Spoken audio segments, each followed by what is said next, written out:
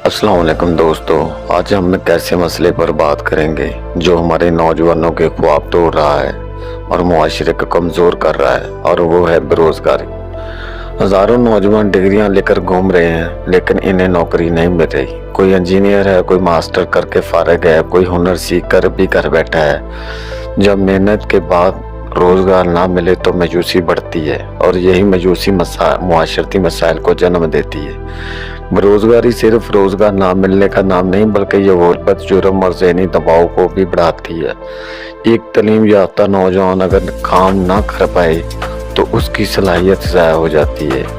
यही वजह है कि हमारा मुआशरा आगे बढ़ने की बजाय पीछे रह जाता है। लेकिन सवाल ये है कि इसका हल क्या है? क्या सिर्फ हुकूमत को इल्ज़ाम देना काफ़ी है? हकीकत ये है कि हुकूमत की ज़िम्मेदारी ज़रूरत है, लेकिन नौजवानों को भी अपनी सोच बदलनी होगी। आज का दौर सिर्फ नौकरी तलाश करने का नहीं, बल्कि नौकरी पैदा करने का है। छोटे कारोबार, हुनर पर मबनी काम, ऑनलाइन फ्रीलांसिंग और ज़राए जैसे शोबे नौजवानों के लिए बेहतरीन मौक़े फराहम करते हैं।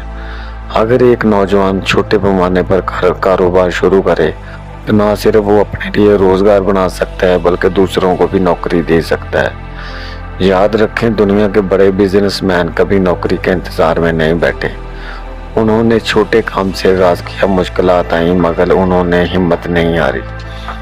बेरोज़गारी का मसला सिर्फ हुकूमत या नौजवान का नहीं, बल्कि पूरे मुआशरे का है। अगर वालिदैन अपने बच्चों को सिर्फ डिग्री के बजाय हुनर भी सिखाएं, अगर तलीमी इदारे सिर्फ किताबी इल्म के बजाय अमली तरबियत दें, और नौजवान खुद मेहनत और जद्दोजहद को अपना शुआर बनाएं, तो कोई वजह नहीं कि यह मसला हल ना हो।